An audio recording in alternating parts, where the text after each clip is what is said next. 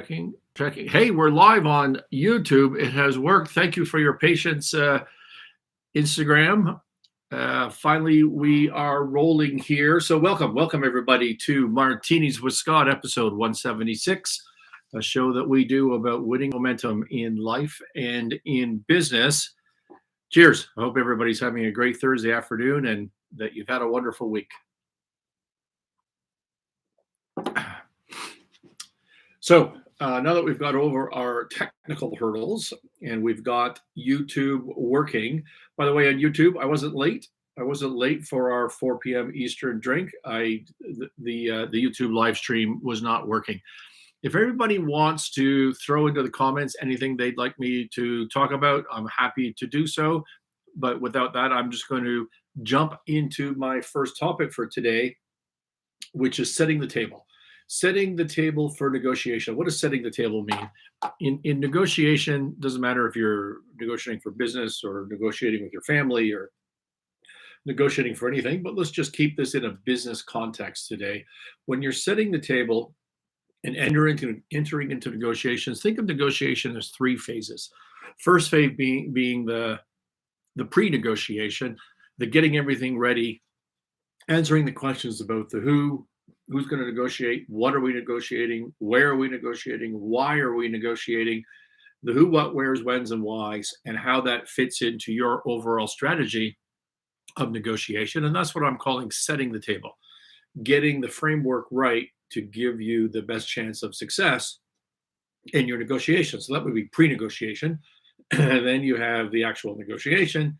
And then you would have the post-negotiation, because we'll talk about that on some other show. It's beyond the context today, but you always need to deal with the aftermath of a negotiation and making sure that things are being followed through, that there's accountability, that everybody's happy with the solution that was arrived at, and that there's not a renegotiation out of spite, a month from now or what have you. So pre-negotiation, negotiation, post-negotiation. Today we want to talk about the first one. I've talked a lot about negotiation on the Martinis with Scott channel. I want to talk about the first one today being pre-negotiation or setting the table. Now, for those of you that are longtime listeners of the show, you will recall that I try to present to you a methodology, a framework for carrying out any form of persuasion or negotiation, and that comes in the form of an acronym, which is ATMOG. ATMOG: attention, okay, trust, meaning, openness, and gap. Okay, attention, trust, meaning, openness, and gap. ATMOG. So we're going to go through those again today. Those points, those 5 points, but in the context of the pre-negotiation of setting the table so that you can be most successful. So let's start with attention. What does attention mean in the ATMOG negotiation framework? Well, if you're trying to persuade somebody, sell them of anything, what is the first rule? What do you need to do? You need to get their attention. You need to find some way to get them to pay attention to you so that you can sell them or persuade them, whatever it is that you're pitching. If you're trying to sell a product, if you're trying to pitch them on a social issue, or, we just watched some elections last night. So on politics, you need to have the attention of the market that you're going after. And I've always suggested to you that if we're focusing on the turnaround of troubled businesses and troubled organizations that need to be fixed and turned around, stakeholders needed to be persuaded, well, you probably have the attention of the stakeholders already. If you're running a small business and you haven't paid your loans, or the bank thinks you're offside with your covenants, you have the attention of the bank. If you're missing payroll, you have the attention of your employees. Or even if your employees think that you are, that the company that they work for is not stable and that there's risk associated. All of the stakeholders of a troubled business, the first secured creditor being the bank, second secured creditors, should there be any, unsecured creditors being the suppliers and services provided to the business, the employees, the shareholder, everybody's often paying attention already. So the attention part of a business turnaround and a business negotiation is often relatively easy, okay, but not always easy, but often relatively easy. Whereas if you're trying to sell a product or persuade somebody on a service or position, often getting their attention is very, very difficult. I'm looking at the Instagram live right now. Why are Instagram influencers so valuable? Because of this attention side. If you can position your product or your service with that particular influencer who has a market, who has some attention already, then you have shortcutted that, and there's that methodology, that problem of getting attention, and there's some value to that, which is why you ought to pay your influencers. So that's what attention is. But I've said in a business context, if you're a troubled company, that you're going to have everybody's attention, but you need to have more than just attention. Okay, you need to have um, the attention and the mindset of your counterparty, and this is where we're getting into the setting the table idea. Your counterparty, the people that you're going to negotiate with, need to understand their role in the negotiation that you have set up for them. If you want to be successful and you have thought through the ATMOG methodology, you've thought through the setting the table, the who's going to negotiate, what are we negotiating, where are we doing it, why are we doing it, when are we doing it. If you thought through all that, the next thing is to get that information into the head of your counterparty that you are negotiating with, so that you not only have their attention, but you have their attention on the footing that you need their attention to be on, that you have set the table in a way that everybody understands what's going on and their various roles in this negotiation. Okay, and the onus is on you to do that, to set that table in advance. And so I've expressed to you, I think, on this show before, but I certainly see it in my career turning troubled companies around all the time, that I'm often frustrated when I'm dealing with large institutions. Let's say a big bank. So you've got a company, they're in financial trouble, you're dealing with the big bank, and you want to go to that banker and you want to say, you want to pace and lead, which is part of building trust. You want to say, we know we're in trouble. We know this company is trouble. Here's everything they've done wrong. Here's what they're going to do to fix it. But what you want to do is have some consensus from that bank as to what you're negotiating, right? You don't want to just leave it up to them to decide, well, here's how we can help you. Do you need more money from that bank? Do you need more time from that bank?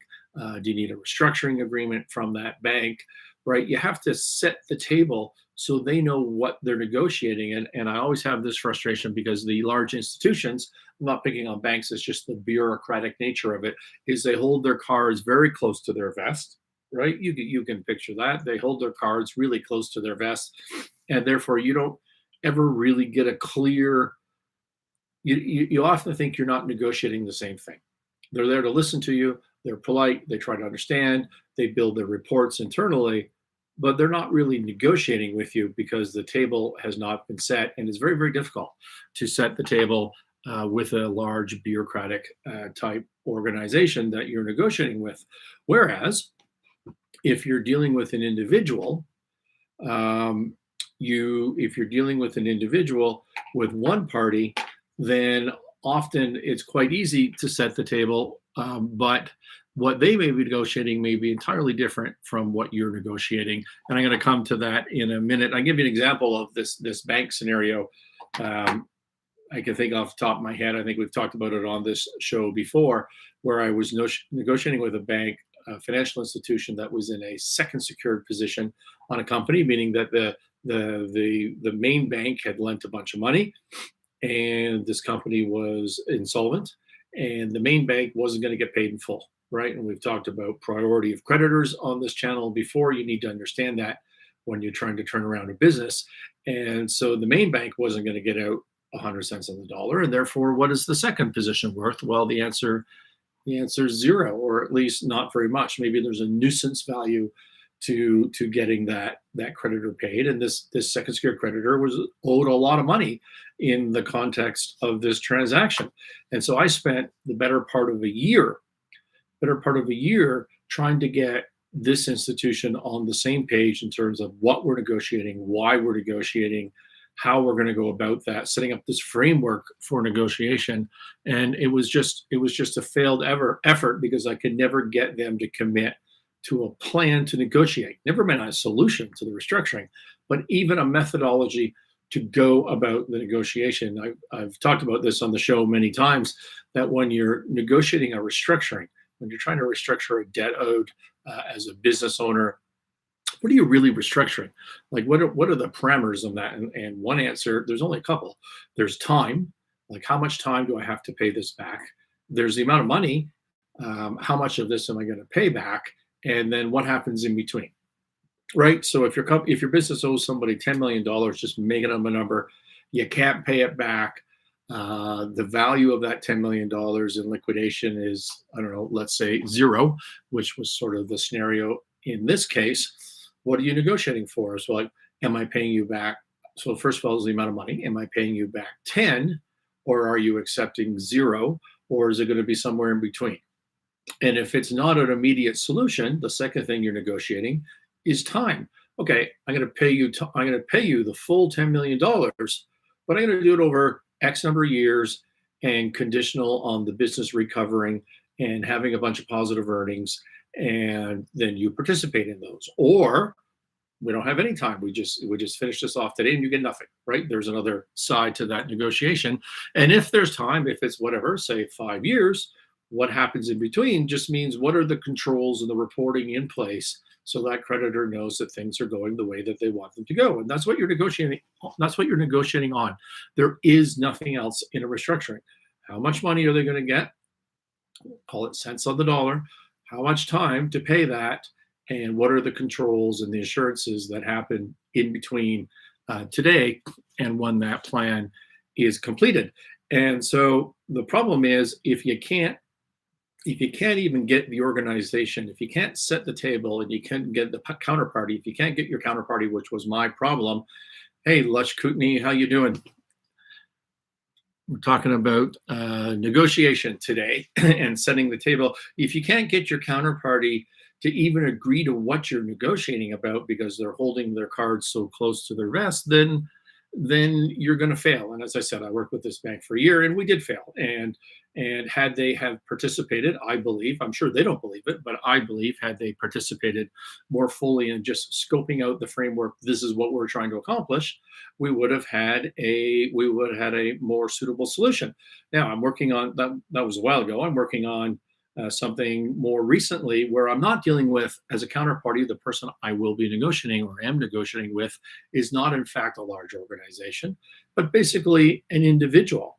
Okay, so the individual does not have the same bureaucracy that you have when you're dealing with a bank, but it doesn't change the fact that you need to, as I said, set the table.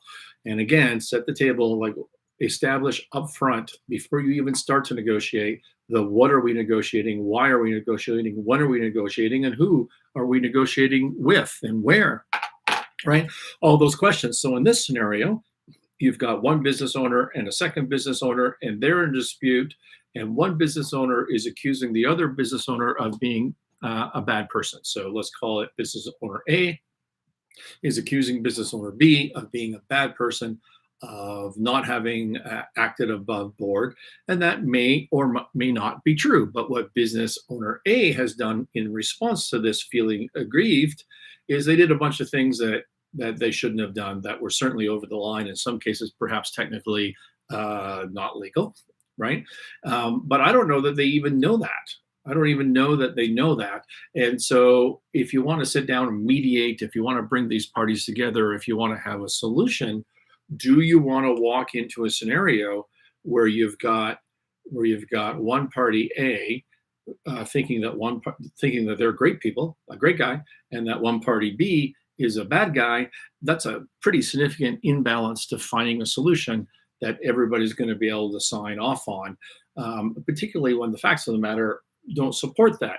So setting the table, instead of walking into a negotiation, if you're party B and you walk into a negotiation where party A thinks you're a terrible person, and they're wrong, or even if they're right, but they're also doing things that they shouldn't be doing, you need to push back on that, right?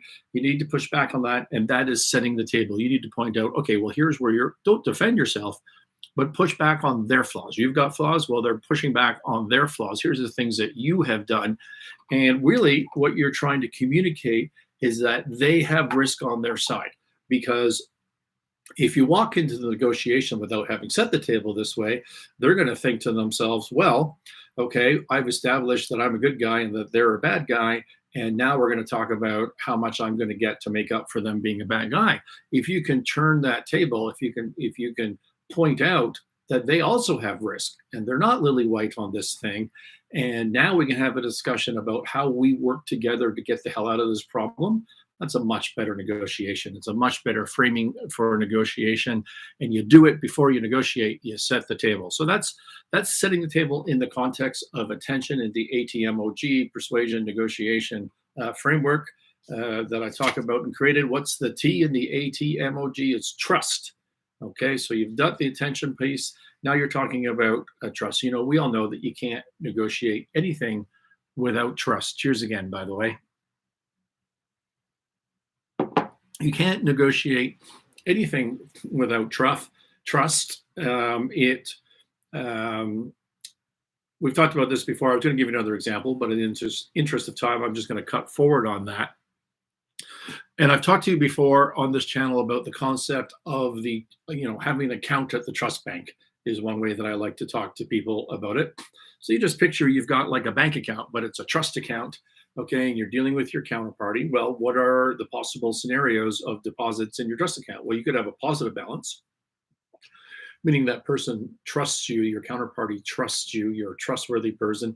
And that could be a lot of trust or a little bit of trust, but it could be a positive, trustworthy. I sit down to negotiate with you, and I generally have a general feeling of trust with you. Okay, so there's a positive. I could have nothing in my account at the trust bank, which means we sat down to negotiate with each other, and I don't even know who the hell you are. I don't know if I'm going to trust you or not trust you. I just don't know. I don't have any opinion one way or the other. I'm not going to enter into it with a negative view, but I'm certainly not just going to trust you willy-nilly without some evidence that I can do that. And a third option is that you have an overdraft in your account at the trust bank, which means that you've proven in the perception of your counterparty to be an untrustworthy person, which changes entirely the negotiation. So when you enter in a negotiation, the point of the T in the ATMOG is you need to understand where you are on the trust. And how does that relate to setting the table? Well, one of the settings of the table I've said is, you think about what your negotiation, who is doing the negotiation. If you have somebody with a trust deficit on your team, or if you are the one negotiating at principal on this and you have a trust deficit on your team, get out of the way. Get out of the way. Bring in somebody who is more trustworthy, who is at least neutral on this, who hasn't proven themselves to be untrustworthy. And you need to set the table in that light, but you also need to track your trust account over time. You can add to your trust account by, for example, by having a good reputation, by behaving with honesty at all times, performing. Right. So competence is part of that. The person isn't lying to me, but they're just incompetent. Every time they say they're going to do something, it doesn't get done. That sort of adds to that trust account. And just the perception, of course, of your counterparty, and you can take withdrawals from this account at the trust bank by doing the opposite, by lying, by being incompetent. And when I say lying, by the way, that could be a direct lie or a lie of omission. You always got to watch out for those in business. And again, whether it's true or not, it's the perception of the other party that matters. So does the other party trust you? Do you trust the other party? Well, in setting the table, this show is about setting the table in the context of this ATMOG framework. You need to think about that trust and what you can do before you even start negotiating. What can you do to increase the trust? You can show some competency. You can switch up the players. You can pace and lead. What is pace and lead? Again, this is a persuasion technique where you don't argue with the other people and there's perceptions. You say, yes, you're right about that. And here, if they are right about it, and here's even more evidence that you're right about it. But now here's what we're going to do about it. Right. And so that's trying not to trying not to argue up front, but to what's called pace, and then you lead the way out of that trouble. Point being, you need to think about the trust that you have or the lack of trust that you have, whether you're in a positive position or a deficit position, and then you need to set the table, change your negotiation strategy accordingly. The third point on the ATMOG is meaning, and this is where you need to understand the meaning of this negotiation to the other party. Okay, what does this mean to the other party? If you get what you want, what does that mean to the other party? Is it just black and white? Is it just numbers? Is it profit and loss? Or is there more of an emotional or indirect consequence to this? So, for example, if you're dealing with a large institution, more likely than just the black and white of this, there's the internal politics in your counterparty, in the large organization. Who's put themselves on the line? What have they said? The more that you can understand about that, the more that you can understand the meaning and the risk to the people, because you're negotiating with people, you're not negotiating with an institution. Even though those people represent the institution, what is the risk to them? What is the risk to them internally? Often, not always, but often more important than just the black and the white of the transaction. And if you're dealing with an individual, it's emotional way more than you think. Okay. And so, how are you going to deal with that? You need to understand the meaning. If you have your way, if you get what you want out of a negotiation, what does that mean to the other side? And this is a good time. We talked in the last point about trust, so attention, trust, meaning. Well, trust, I've taught you, is, if we talked about anything on the show, is trumped by what? It's trumped by benevolence, competence, trust, benevolence, fear. Okay, the meaning is a good point when you're setting the table to try to set it in such a way that you, as the negotiator, as you become partners with your counterparty, we're trying to find something that is benevolent for you, that is a good thing for you, because I care about you. Because I care about you, okay? And if we come back to that attention and setting the table in such a way that you've created this sense of partnership, we need to get out of this together, then you're going to do a lot better in your negotiation. So this is a good opportunity for you to understand the meaning to the people that you're negotiating with, and also to consider benevolence as something just beyond trust, that if you want to sell somebody on something, it's a very, very important technique. All right.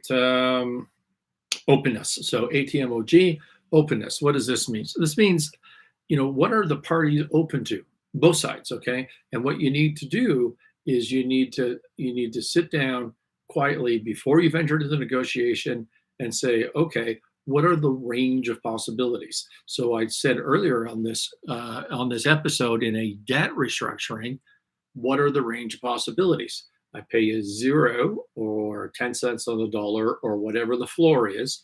I can do that, and I can do it today. There's one extreme.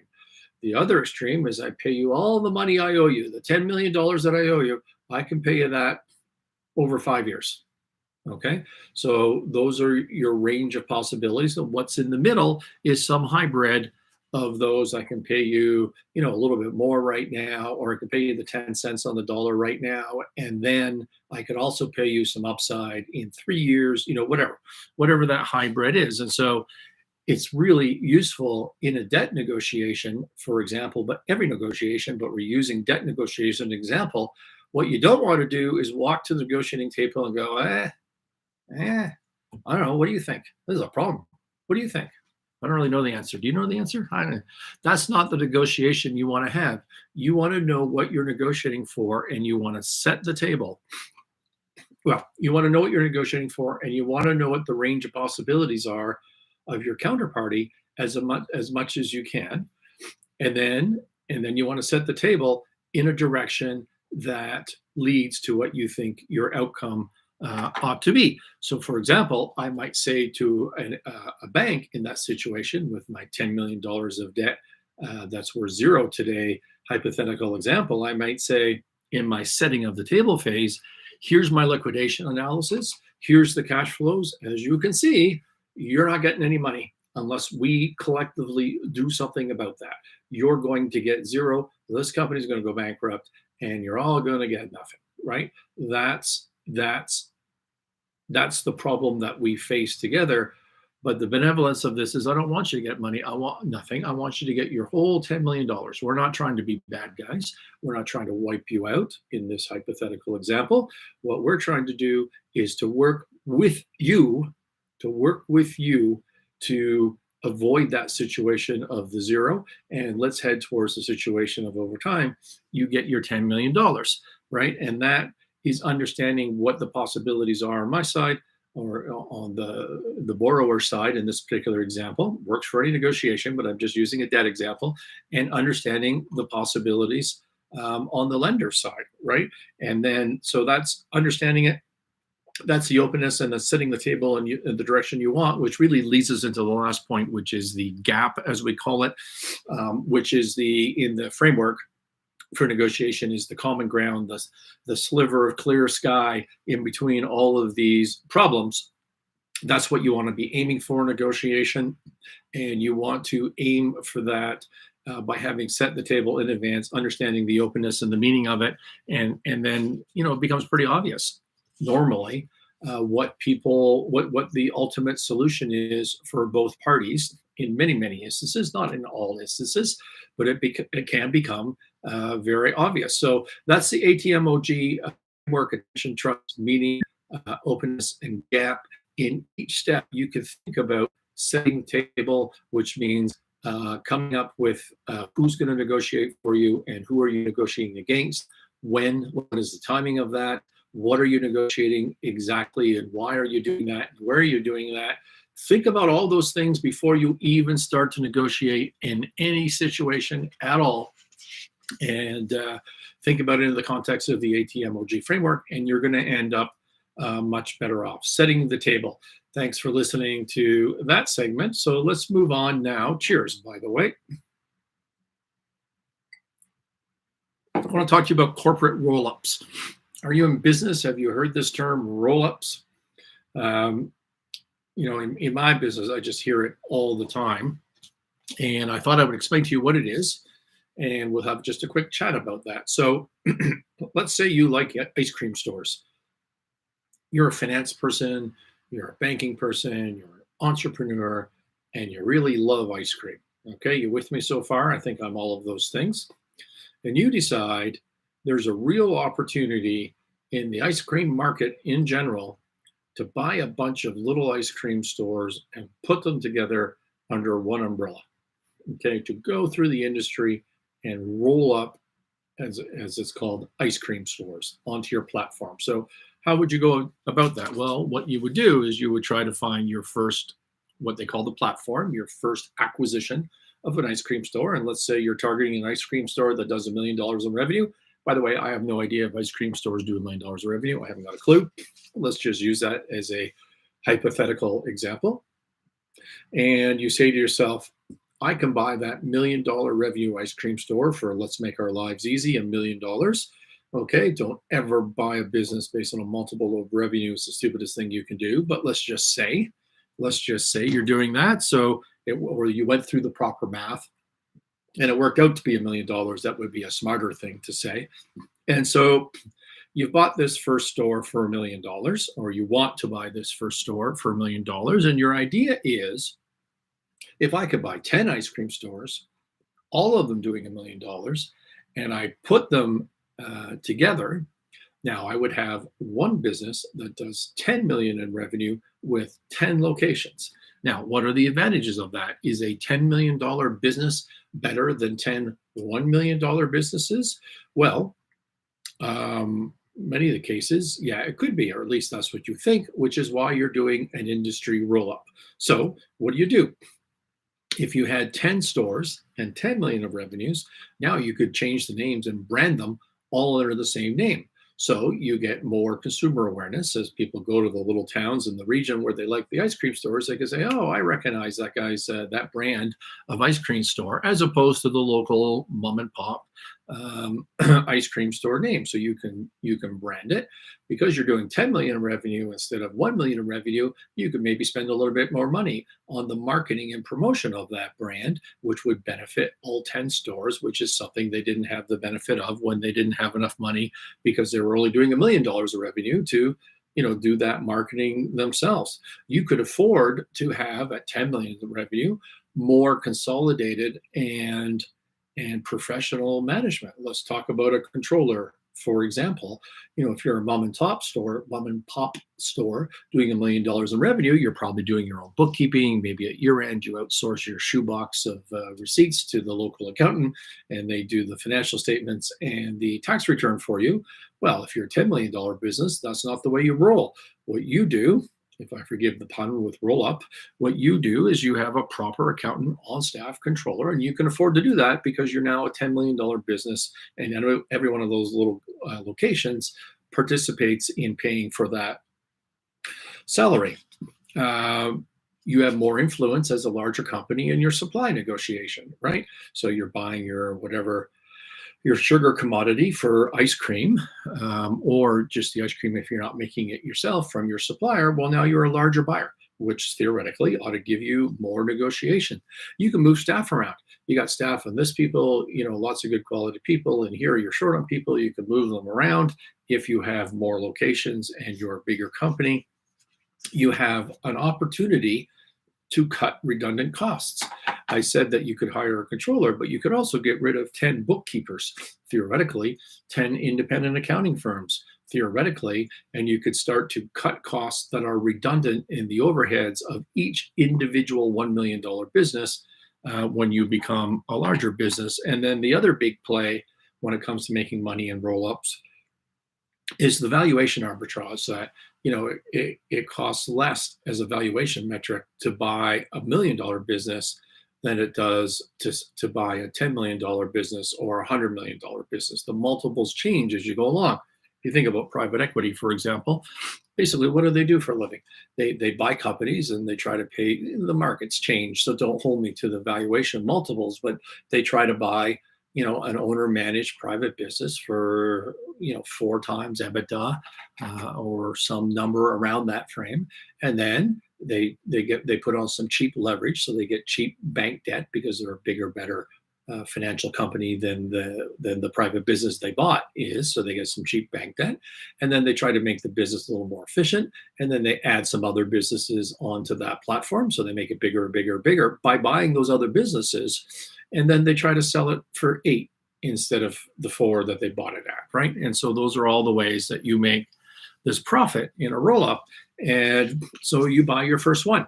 You want to be in the ice cream business. You think it's terribly fragmented, and that you can buy a bunch of little local ice cream stores and you can roll up this industry, and you could do it so well that when you get big enough, you can start getting some Wall Street money, some Bay Street money, some private equity money to help you with this roll-up plan. And so you go to buy your first one, and what do? I mean, you don't have any money, or you have very little money. So what do? Well, you pay the vendor. So you've talked to a mom and pop ice cream person for your very first store, and you want to pay them $1 million. You want to buy them for $1 million. Well, do you want to give them $1 million cash? You do not. Why don't you want to do that? Because you still need them to work in the store. You're not going to go work in the store. You got other stuff to do, and you're off to try and buy other companies. You're doing your roll-up. So you want them to be motivated. You want them to be working for something. And what you don't want them to do is be sitting home with $1 million in their pocket, not caring about working for you anymore. So you give them either no money up front, or you give them a little bit of money, like $200,000, and then you give them some sort of paper, some sort of note or shares in the roll-up company, in the parent company, in your company for the $800,000. So let's say you're buying them for $1 million. Well, you say, here's the deal. I can give you $200,000 so you can, have a little freedom at home and, have a better life. You're going to get your same salary because you're going to run this business. You're going to be in partner with me, and you're going to get $800,000 of shares in the parent company. And I'm going to do all this roll-up stuff. And then that value of those $800,000 is going to go up a bunch. So really, the purchase price isn't $1 million, but by the time you cash out in whole, it's $1.5 million or $2 million, right? Because you've participated in the early days of this roll up, and that's the pitch. Because you need the person to work, right? And you need them to be motivated. And also, you don't have all the money anyways. You don't have $1 million. You can't just go to a bank and say, I'm going to roll up stuff. I want you to write the check for the whole thing. Well, that's not going to happen. So this is built-in financing. That's why you do that. Okay. And so in every fragmented industry I can possibly think of, which is a cyclical thing, you see these roll-up strategies. I see these roll-up strategies. They're brought to me all the time.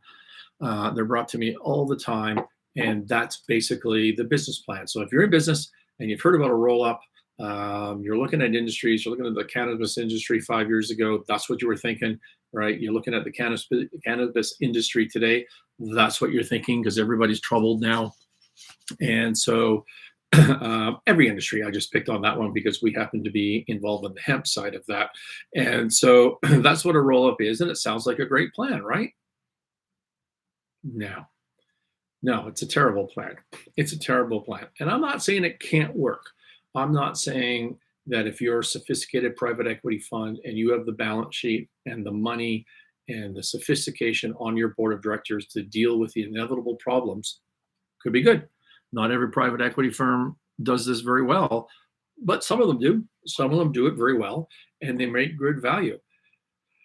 But if you're just a person, if you're just an entrepreneur, and you think that you want to enter into this roll-up strategy, I've seen hundreds of these over the years, and maybe 1 out of 10 has any measure of success.